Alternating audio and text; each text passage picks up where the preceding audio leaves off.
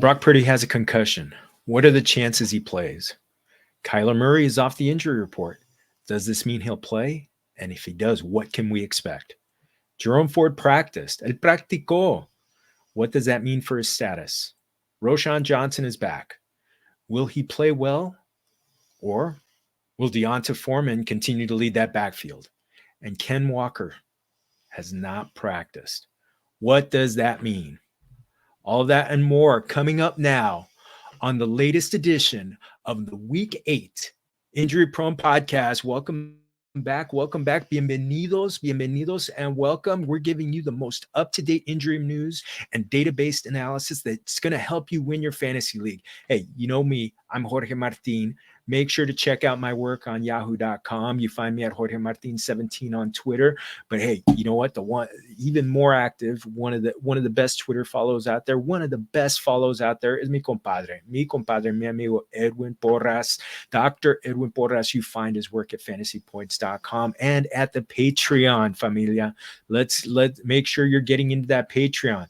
Patreon.com/injuryprone. Also, you're making sure you're following us on YouTube, Injury Prone Podcast. Hit that like, hit that subscribe. Our numbers keep rolling on the river. So everybody, welcome in. Edwin, ¿cómo estamos? Estamos bien, man. I'm excited to talk some ball with you, talk some injuries, get to the bottom of who we can start, who we cannot start, what's going on with some of these weird injury situations. This has been a weird injury year, I'll tell you. Every year is unique in its own way. I'd say this year has definitely been unique in a way that I haven't experienced before. So we'll get to the bottom of that. I'm excited for Cultura Class 2. Stick around for Cultura Class. Jorge's got a really good Cultura Class for us this week. But yeah, man, I'm ready. I'm ready to roll. Let's do it. Well, let's get to kind of that injury news question, quick injury news section. I teased it at the beginning. Kyler Murray, he's off the injury report. So, with Kyler Murray now off, what is his outlook? Yeah, so good question. We got word just a few minutes right when we hit record from Adam Schefter that Kyler Murray is considered doubtful for week 8. Jeez, week 8 already, Jorge. And this is not this is not surprising, right? They're not so much in the softest of landing spot for Kyler Murray, but the good news is that he was off the injury report this week. That tells you a lot about where he's at physically, right? That tells you that he is as ready as you possibly could be. And at 10 months post-op with a relatively minor meniscus and ACL tear, that makes a lot of sense. So you see typically in the first half of games or the first few games that quarterbacks fall off from a rushing perspective by 10 to 15%. That's okay. I'm willing to take a gamble. And I think we said that last week. I'm willing to have Kyler on a few teams. I've even put out a few offers for him in some leagues where I'm needing a quarterback. I'm excited to get Kyler Murray back. I'm excited for what it means for that offense. And James Conner's return is around the corner too. So there's really not a lot to add really for week 8 specifically, but I think it was important to hit that note. And you know what? It's really important because there's been so much talk about how point scoring is really down and quarterback play is down. I mean, even the best of the best, people are kind of like, really? Is that all you got? So it'll be good to see Kyler Murray back in the game. The Cardinals have not been good on defense. So, I mean, we could see some shootouts coming up with Kyler pitching it to Marquise Brown. Michael Wilson has done some stuff. People are getting really excited about Trey McBride for this season. So I'm pumped. I think, I think you're right about pumping the brakes a little bit on having high expectations for him to have like 80, 90, 100-yard games. He's not going to be, let's be smart. But yeah, I'm looking forward to some fireworks, especially indoors at the time of year where, hey, you know what? The games there's a lot of snow on the ground the rest of the country. He's going to be fine. So let's talk about some players who've been ruled out as of Friday afternoon. We're recording this Friday afternoon, October 27th. Justin Fields out again. This is 2 weeks now.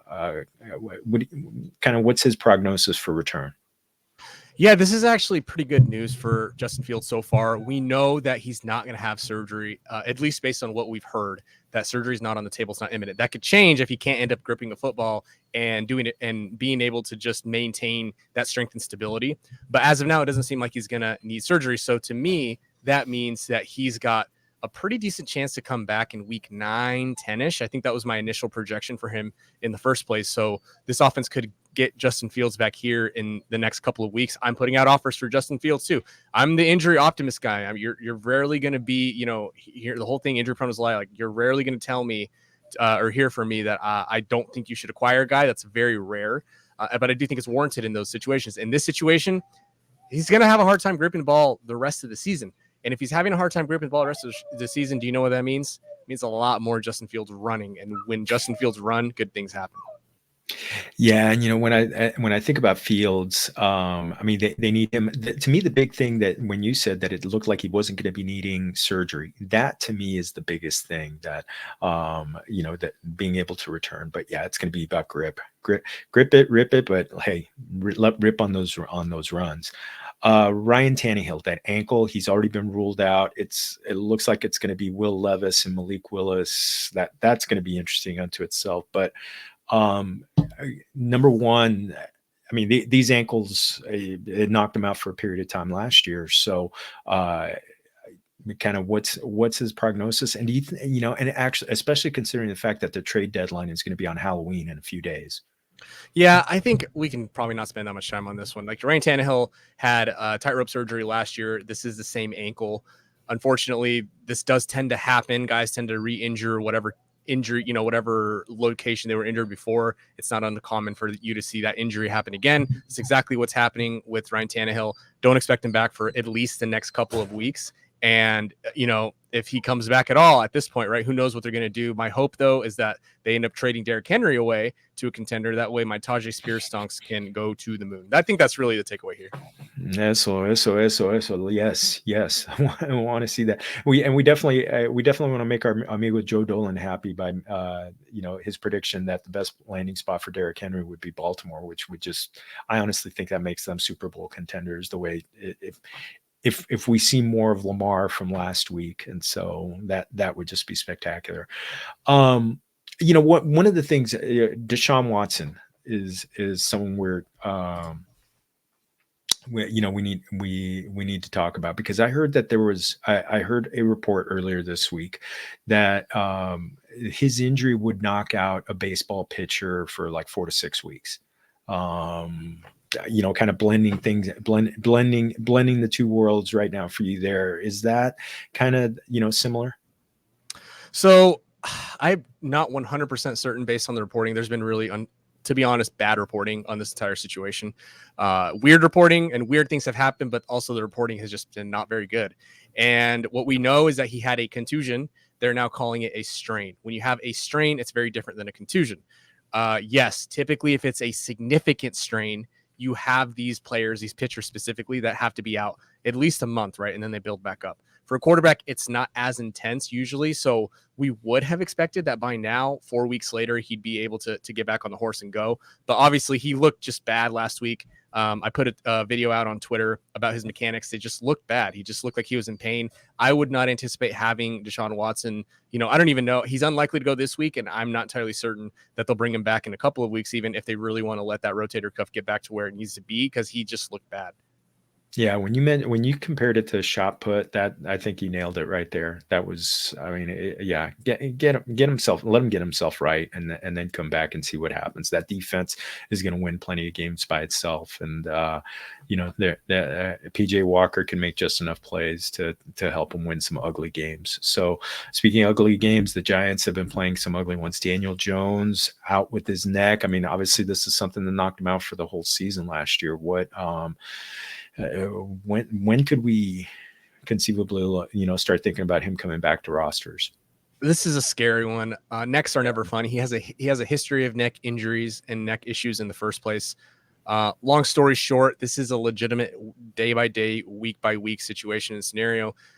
Worst case scenario, this is a whiplash type injury, and those, unfortunately, a lot of the times don't heal completely. You sort of have chronic issues with them. So that's really what we're facing with Daniel Jones. So for now, honestly, Tyrod Taylor is probably the guy to have on a roster, because he could end up playing pretty extended time moving forward.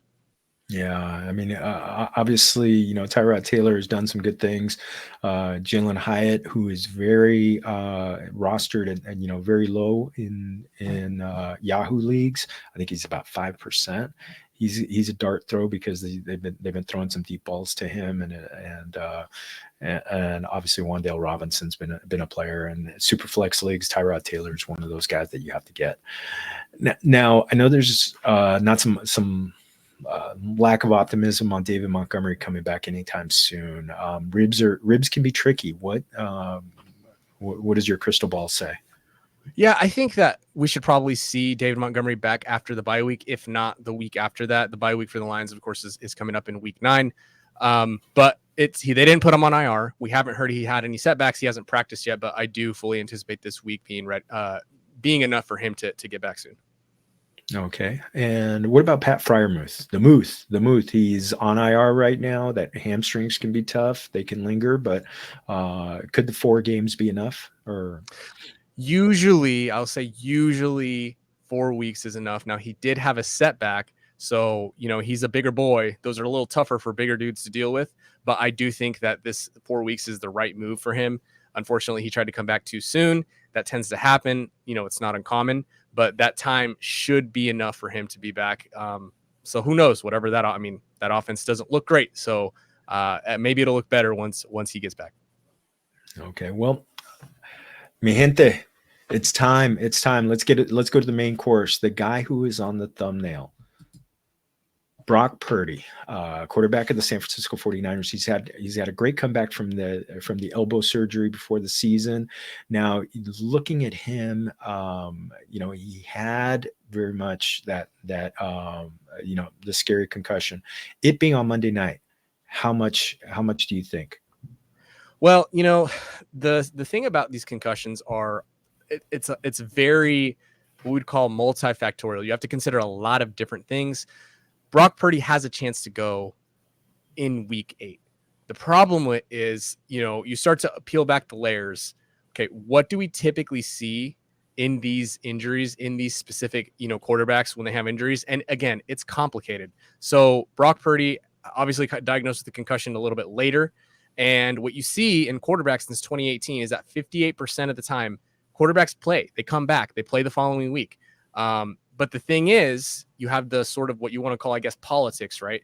Last year, that situation with Tua wasn't great. A couple of years ago, you had Teddy Bridgewater tried to come back the following week after his concussion as well, got knocked out again.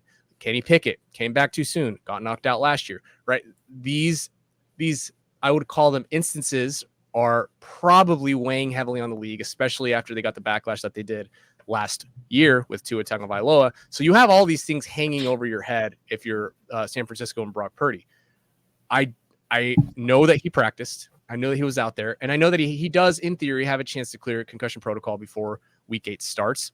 But I don't think you should necessarily count on it. And the other thing about the situation, too, it's actually really fascinating. I recently started tracking this, again, dating back to 2018. What we find is that there's actually a 63% increase in turnover-worthy plays per PFF in quarterbacks in their first week back from a concussion.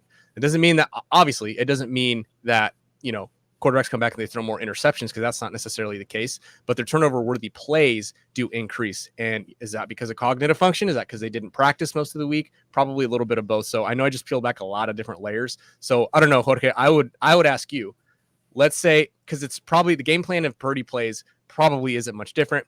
A lot of scheme stuff, a lot of boots if they need it, getting the ball out quickly. They'll scheme them. They'll scheme, the opposition to death. What can we expect, in your opinion, if we see Sam Darnold out there? Well, I think we're going to see a lot. If we see Sam Darnold, I mean, the running game, the quarterback running game is more in play. Maybe some of the things that they were talking about with Trey Lance. I honestly think, with Darnold, I think they might, because he's had problems with protection. I think that's going to mean that George Kittle stays in and blocks a little bit more to kind of be an extra guy. But which to me says a lot of Brandon Ayuk and Jawan Jennings. And I think it's going to be a fair amount of Christian McCaffrey out of the backfield at getting some of those targets that George Kittle. So. the Bengals have had a good defense. They're on. They just came off a break. I think. Yeah, I mean, I think it might be more conservative. It might be a tougher game, but it'll help that they're at home, so the crowd will be on his side, so he won't be dealing with, extra noise, kind of, throwing off his calls or hearing the play calls. So, if he has to play, which I picked him up in Scott Fishbowl, so just in case, if he has to play. They might be able to win kind of like a 20-17 game, just because Christian McCaffrey and Brandon Ayuk are just ballers, and they can make just enough plays to do that. So let's go over to Chicago. Chicago. Roschon Johnson. Now, he's coming off of that after missing 2 games. And you mentioned last week that DeAndre Swift at one point missed 3 games because of a concussion during his rookie year. So the prognosis, I mean, it looks like he's back. I mean, is this something where he's going to be, play a lot, or are we, does he kind of relieve Deonta Foreman? Get piensas? Yeah, so this is a good question, and really we don't know is the answer, and we don't know because of the concussion, and we don't know because of the specific situation. We haven't seen Roschon Johnson really take on a ton of work since before his concussion, and we saw Deonta Foreman absolutely ball last week, right? So I can't see them necessarily plucking Foreman out of the lineup, but I can see them sort of working Roschon Johnson in. To what degree, I'm not sure. I can give you the numbers of running backs who come back after a concussion in their first week. I can tell you this: they hit 96% of their pre-injury volume. I can tell you they hit 100% of their pre-concussion fantasy points per game. But we don't know what that is for Roschon Johnson, right? Yeah. That could be 5 points. It could be 20 points. We don't know what his baseline is, which makes the situation all the more volatile. I think he's worth a dart, right? Like a dart throw in like a tournament or something like that. But other than that, I don't really feel confident putting Roschon Johnson in any of my lineups. What about you? Yeah, I don't feel a lot of confidence. I mean, Deonta Foreman really played well. The one thing that is helping him a little bit more is the fact that that he's a little bit more of a threat in the passing game. And I think the Chargers, their opponent this week, this game being on Sunday Night Football, at those games, the Chargers are gonna put up some points on the Bears defense, and so I think that's where he can make an impact. But I think it's going to be. I think when it comes to rushing attempts, he's going to be behind Foreman. All right. Now, the one guy who's it's been curious. Ken Walker has not practiced this week. What does that mean? I think this is a good time to address practice reports and how they are fluid and how they're dynamic and how sometimes they mean everything, sometimes they don't mean anything.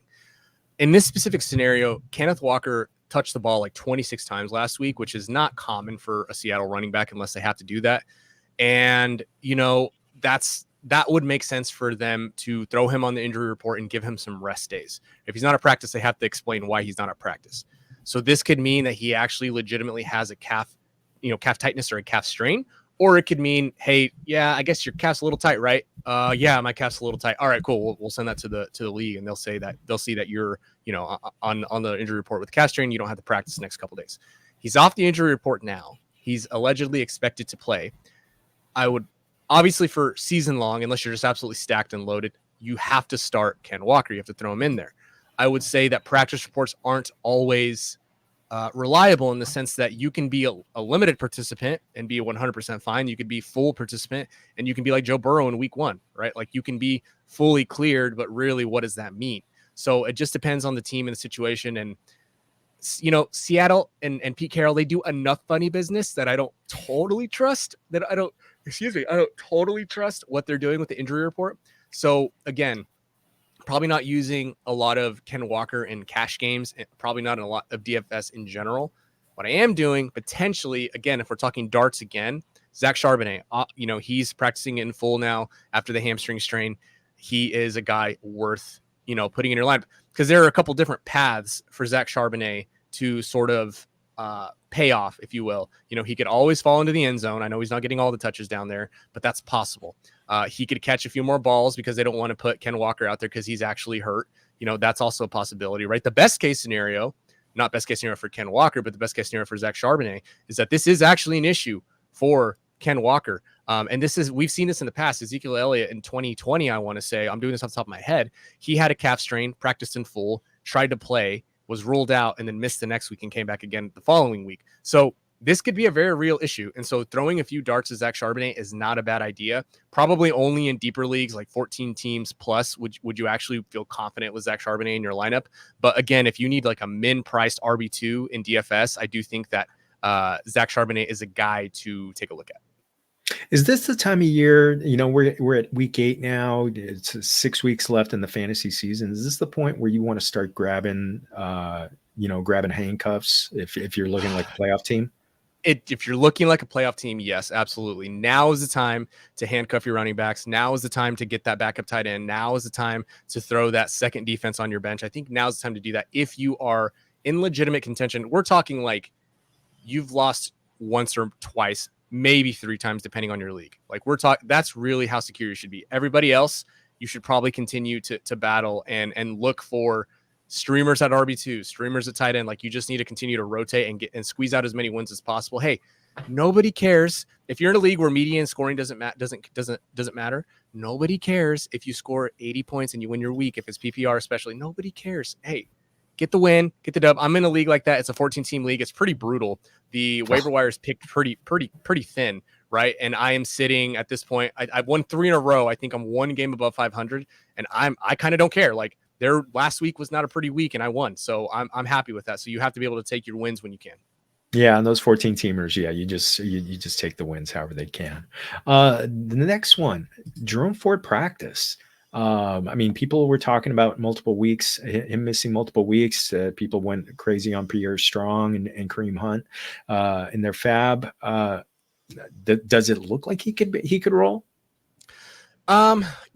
Obviously he practiced, so it's a possibility, but a lot of times you do see these running backs who come back from these high ankle sprains. They practice, but they don't necessarily play. So that's probably what we're going to see with Jerome Ford. I don't foresee that he is going to play. If he does, I don't think it's a smart idea to put him in your lineup, to be 100% honest.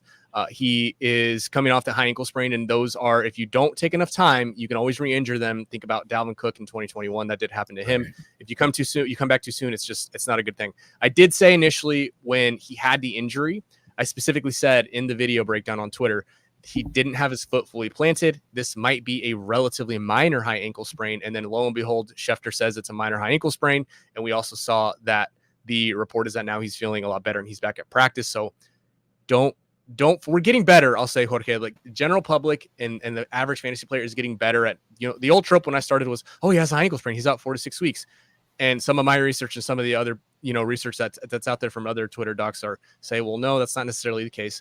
You don't always sit out 4 to 6 weeks, and we've seen that play out. So, but we still do get a little scared around the term high ankle sprain. It's not the end of the world, right? Players can bounce back from that and be just as productive as they were before, if not close. So Jerome Ford, I do expect him to sit out this week, and if he doesn't, I'm still not starting him. Yeah, it's a tough matchup anyway. So I think even if he rolls, which I'm with you, I don't think he does, but even if he does, and I don't know if I'm touching the running backs against that Seattle defense. So they've been one of the best defenses against the running game. So amigos, amigas, for more on guys like Deshaun Watson, Josh Allen, he had that little thing going on where he was shaking his arm loose like a pitcher sometimes. DK Metcalf, Tyler Lockett, Jeff Wilson, and Christian Watson. Make sure you follow us on our channel, but also make sure you're going to that Patreon, okay? Patreon.com/injuryprone. Get the latest and greatest right there. So, mi amigo. So, Cultura class. Time for Cultura class. So a very important question, because she was already taking over the world, but now she's really taken over the NFL. And the question is it okay for Latinos to like Taylor Swift? So, let me tell you something. I was, with my daughters, went to the show. Our familia went. We actually had to divide and conquer. When my wife took our oldest daughter, I took our 2 youngest daughters different nights. I saw a fair number of Latinos there. You know, a lot of Latina girls. Obviously, it was like probably 80-20. But you know, it is. But you know what? It's one of those things where it's like, oh yeah, that's very white. That's very white. Yeah, yes, she is white. But you know, people listen to style. Latinos listen to style. Latinas and Latinos listen to style. Shake It Off, all of those songs, all of the hits. What with her being such a phenomenon now, taking over the NFL, I figured it was too much fun not to talk about her in this one. Yeah, maybe this will help our SEO, sort of like we were joking about before we hit record. Listen, this is a good one. This is a Latino culture class. Here's where I stand. You can like whatever you want. You can enjoy whatever you want. What's funny is, right, like, I think we can all agree. And again, our fellow white brothers and sisters, do not take this the wrong way. This doesn't mean anything inherently, right? But I think we can all agree Taylor Swift is aggressively white. A lot of her music's aggressively white. Her performances are aggressively white. That's okay. There's nothing wrong with that. That's not what I'm saying. But I think what Jorge is getting at is, okay, you have Latinos who obviously they like the rhythm to music, they like the beat. Depending on what kind of mood we're in, if we're drinking enough modelos, we're listening to corridos and love song and heartbreak, right? Vicente Fernandez, the troubadour, the first original troubadour. So is it okay for Latinos to like Taylor Swift? I don't care either way. I'll tell you, in my household, I am who I am. My wife is white. My wife, when we put Taylor Swift music on, is more annoyed than any other artist. I don't know why. Obviously not every white person has to like Taylor Swift. Not every white woman has to like Taylor Swift. A lot of them do. That's okay. My wife doesn't. And so I would actually, in my household, I'm actually the Taylor Swift stan, the Swiftie in the house. Every now and then a song comes on and I'm like kind of nodding my head. She goes, "What is this?" And then we have to change the music.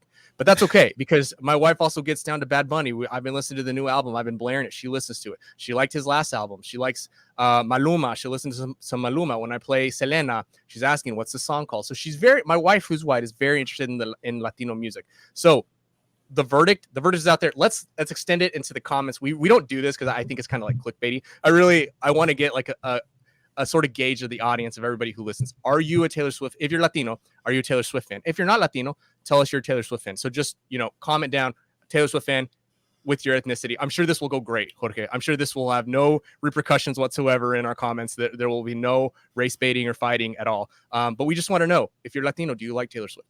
I think we may actually have to take this also to Twitter and kind of get the idea if that comes up. But honestly, well, I will say, like I said, plenty of Latinos were at Latinas and Latinos were at the show when we went. There were probably 80,000 people at SoFi Stadium, and so all colors, and it was beautiful. But yeah, everybody like what you like. If you love Taylor, if she's on TV too much during the Chiefs game, sorry, because the Chiefs, she's probably going to be at the Super Bowl too, not performing, but as a fan. So that's probably going to happen, and that'll really help. That'll make that the ratings juggernaut. So for me personally, favorite songs are "Style," "Gorgeous," and gosh, I mean, from the newer stuff. Oh. I'm a big fan of Lover, the folklore stuff, Lover, and those songs. Jorge the Swiftie. The man. Jorge the Swiftie. Let's go. I've got a shirt that says Swiftie Dad. So that's what I wore to the show. What one or two favorites on your side?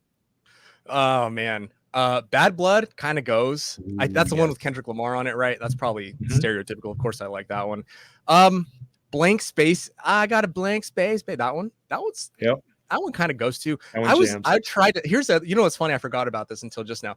I do this thing where I'm sure my wife hates it. Is annoyed by every time I try to like have conversations with her about like what I'm interested in. Like I think it's so interesting how like they take this tone from the beat and like if you listen to it, actually the most sampled song when blah blah blah, and I'm like talking about like history, like music history, because I'm a nerd like that, and she's like not interested whatsoever. But I do find it interesting that Taylor Swift's like rhythms and her beats are actually like really catchy, and they're really catchy in a way that's very poppy, but they're also like some of them are kind of nasty, like they go. So I don't blame you for liking Taylor Swift. A lot of what her fandom, obviously her fans and the Swifties are nuts, but her music is like, some of it's decent. Some of it's decent. We just talked for way longer than I thought we were going to talk about Taylor Swift. I thought this was going to be like a one and done thing. That's all I have to say. I think so. This was a lot of fun. But yes. Yeah, let's call it a week 8. But yes, also the people who know what the 2 claps are for, so they know what's in there. Compa, point them to what's coming up over on Fantasy Points and on the Patreon. No, man, every week, Tuesday, Friday, fantasypoints.com, you get the full breakdown. Make sure you're signing up for the Patreon. Hey, listen, I do these adjustments. They're called consensus ranks adjustments every week. Essentially what I do is I take the consensus top rankers from Fantasy Pros and I look at all of the injury situations. I make adjustments. We've had some pretty good success with that in the Patreon. So make sure you're joining there. You also get the full projections of when I expect guys. It's like 30, 40 guys at this point, when we expect them to return, with a quick breakdown. Make sure you check out Jorge's stuff over at yahoo.com. He's constantly putting content out there, but that is it for us. Jorge. Last thing, just make sure you're giving us a like and subscribe over in the YouTube channel. So other than that, hope we helped you. Buena suerte setting your lineups, and a ganar. Salud.